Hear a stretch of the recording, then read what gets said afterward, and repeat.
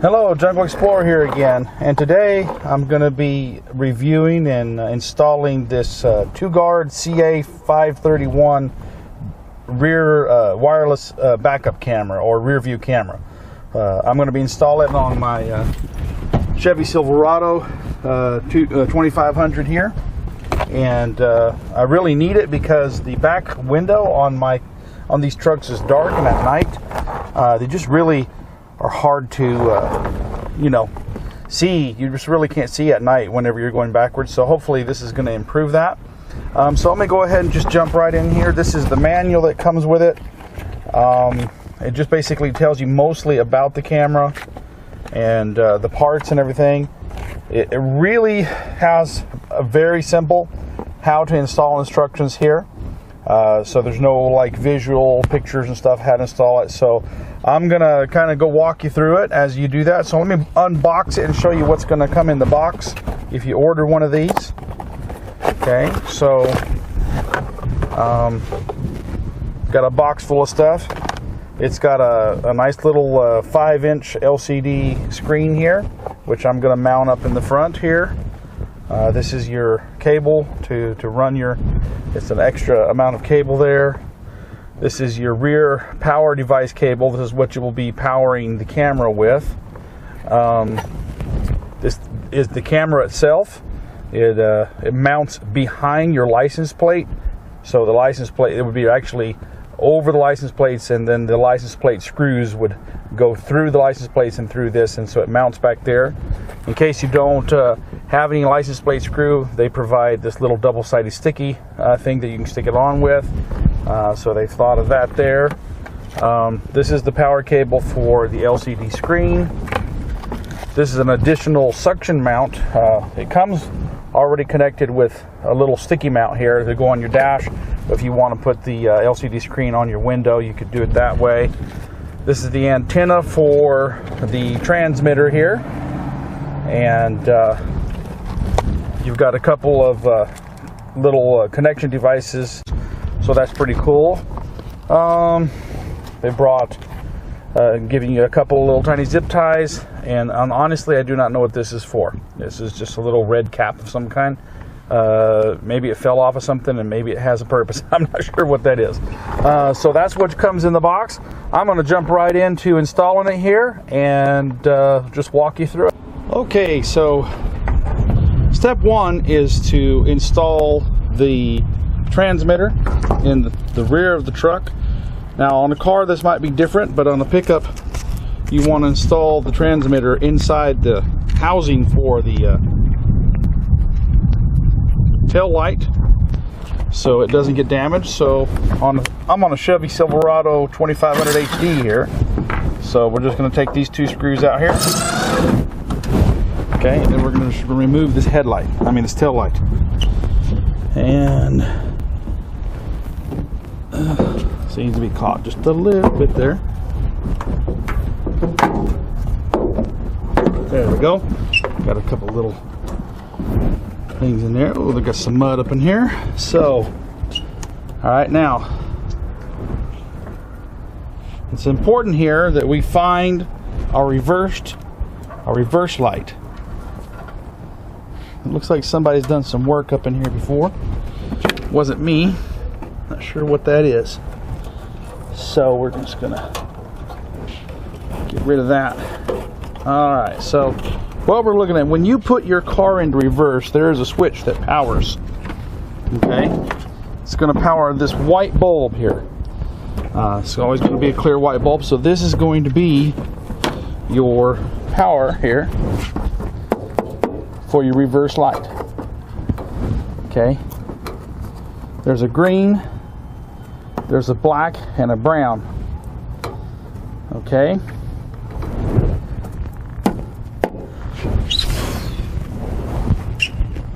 Now, normally the green would be the one that we want to go to, but we need to test that out.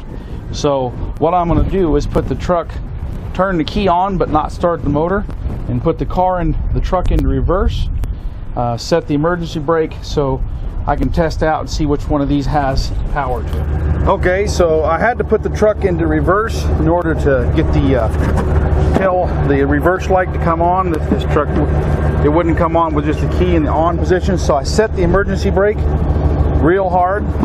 So if it breaks loose and runs me over, you know, don't follow my advice. Okay, so I'm going to set this multimeter to DC, which is the straight line on here. Volts, DC. Going to go ahead and ground this out to the body somewhere where we can get some good metal contact with metal. And we're going to go right here and just kind of poke that down into that. Just kind of run it down in there into the green wire and touch it to the body. Okay, yeah, 13.7 volts now. Vehicles run off of 12-volt system, but it's kind of a variable. When it's charged and running, it's actually a 14-volt system. The battery is 12-volt. DC kind of operates like a tank of water. It starts full and kind of goes down. So it starts higher than 12 volts and goes down below 12 volts. So 12 volts is the medium range.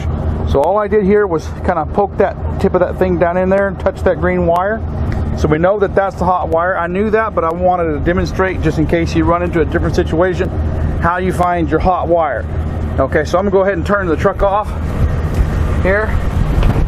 So put it back in park so I don't constantly stand the threat of getting run over here.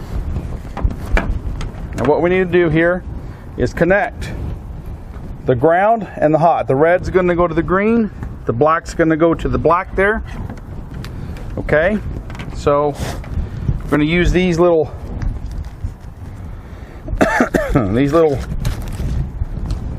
adapters right here. And what these do is you go over one wire, goes all the way through, and then you put the other wire in, and then you press this little kind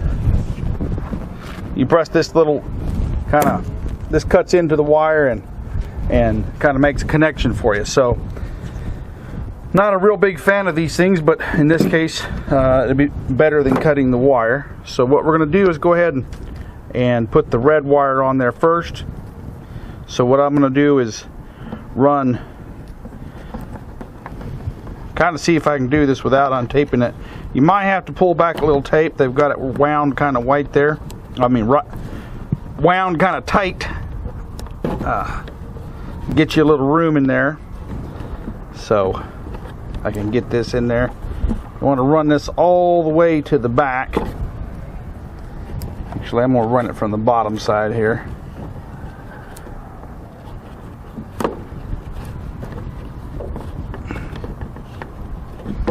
Alright, so as you can see here, I've got that all the way back in the back hole on this thing. Now,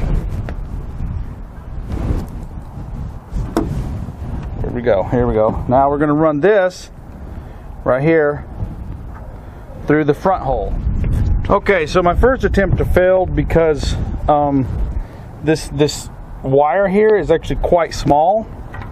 So what I'm going to do is going to try to increase the size of it by twisting it here, and then twisting it again together to kind of give me a bigger diameter, because once I crimp this thing on here, it actually didn't even touch the wire, and you really want to make sure that you get a good connection. And it's kind of a difficult situation because this wire is so little and the clamp has to go over a much bigger wire, so I'm sure they haven't designed a custom clamp for this situation. I'm going to double this over one more time and twist that together. And what I'm doing here is just making a bigger wire for the thing to clamp onto, so it makes a good solid connection. As I said, I'm not a big fan of these types of connections. They work because you don't have to cut wire and stuff, but in my experience with time, especially if they're exposed to water, they will eventually Okay, let me see. Yeah, good connection there.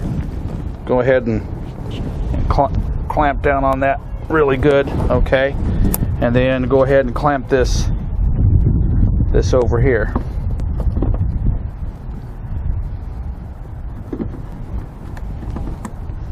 That kind of locks it. Now,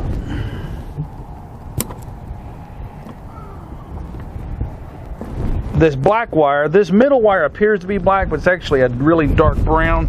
The light doesn't show it to you, so we're going to go, the black wire is going to be your ground, and that's going to be where the other wire here, this one right here, has the G and D on it. That's going to be what you connect that to. So I'm going to do the same thing with it, as I'm just going to twist it here.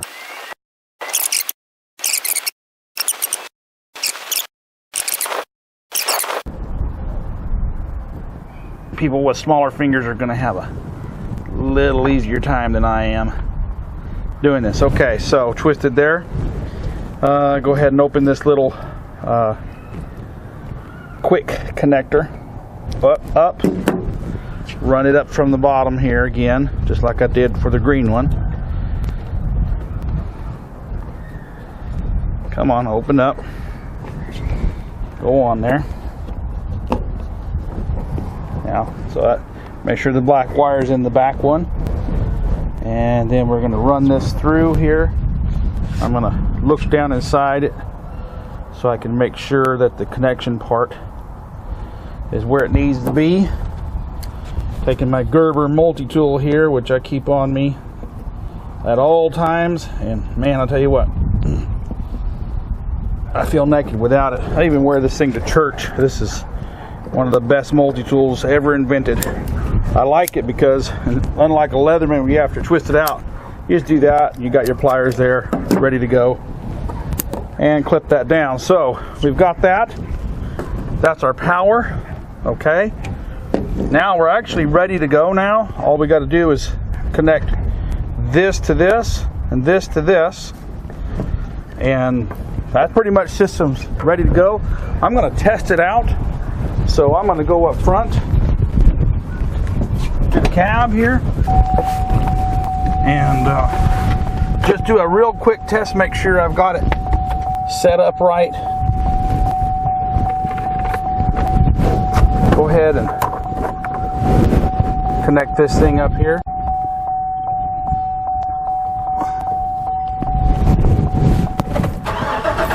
Start the truck up and put it into reverse.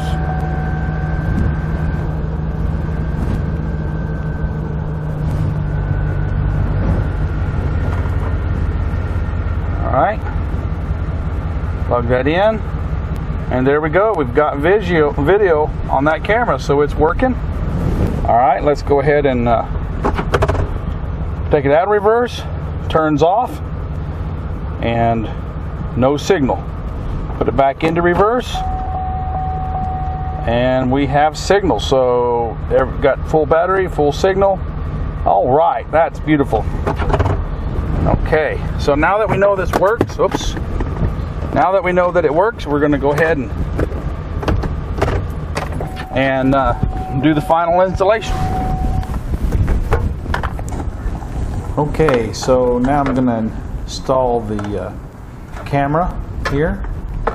Run the cable back here behind. Okay, and line it up here on the license plate bolt holes, and get that lined up there. Let's put the license plate over the base but under the camera. The camera goes over the license plate there. Line up the holes and put our screws in here.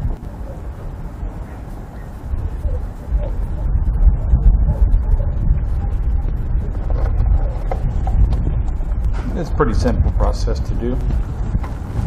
Got my drill here.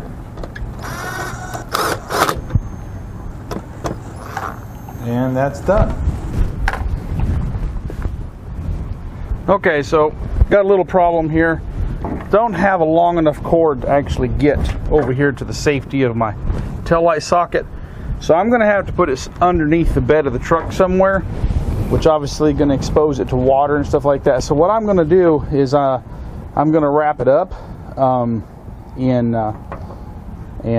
waterproof it so that it's not exposed to the elements, and then just duct tape it on somewhere where it'll be safe. Okay, so what you see here is that I had to connect the cables right here in an exposed area because they were too short to put the transmitter all the way up into the taillight socket area. So I had to put it back here behind the bumper, the tailgate bumper. And anyways, I had to wrap it up in several heavy-duty bags, and also covered it with 2 layers of duct tape, actually Gorilla Tape, to just make it durable so it doesn't, get hurt by the elements. And I'm going to get some shrink tape tubes, and I'm going to cover the exposed connectors there and get some zip ties and tie it up in there once I can go to the store, so that'll be well secured. Okay, so I've installed it in the back there, and got this plugged in, got the camera just sitting up there. I'll mount it permanently later, but just going to, there's a button right on the end of the power socket. You press that, it turns it on. You see it comes on up there, and then the truck's already on. I'm going to go ahead and put it into reverse here, and boom, takes about 1.5 seconds, and there it is right there. Just a nice good rear view behind the truck. You can see really clearly what's back there. A lot better than looking over my shoulder at night. Now I'll come back later after it's dark, fully dark, and I'll give you a view of how it looks after dark. But in the daytime it looks really good. So that's okay. So I'm in my truck here, and just turn the light on here. It's kind of hard to find a dark place in the city. I had to drive out here into a field so I can actually do a darkness test on this thing. Okay, so it's got no signal. I'm going to turn this off so you can see it here. I got to start the truck up. I'm going to turn the headlights off, turn the camera on.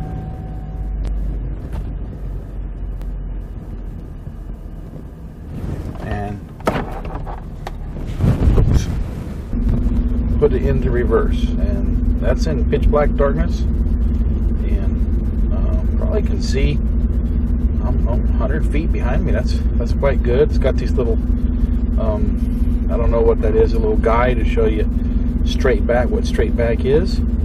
So that's pretty cool. You can see pretty, it's not like super clear, but there's plenty enough to see what you need to see to get back at night. There's no problem there. And that on-screen display there comes up at night, helps you to know what a straight back is. So I just wanted to give that as an example for you. Anyways, I'll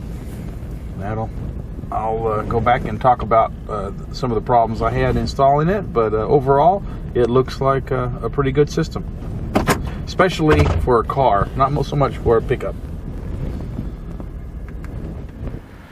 Okay, so I'm going to finish up my review here and just talk a little bit about what I thought about the camera and everything. I normally have the products in my hand so I can show it to you, but in this case it's installed on my truck and didn't want to take it off, so I've just got the product page here on Amazon.com in front of me so I can talk about the different aspects of things.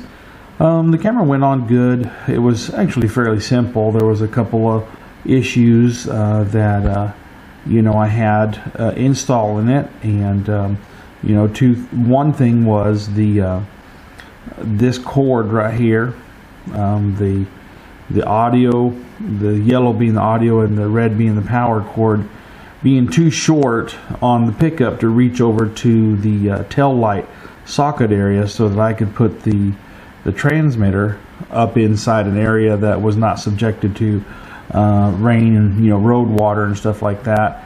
So basically it was really short, and so I ended up putting it, as you saw, underneath, up behind the bumper. I wrapped it up good and everything. So, you know, I think that this is probably more designed for a car than a pickup.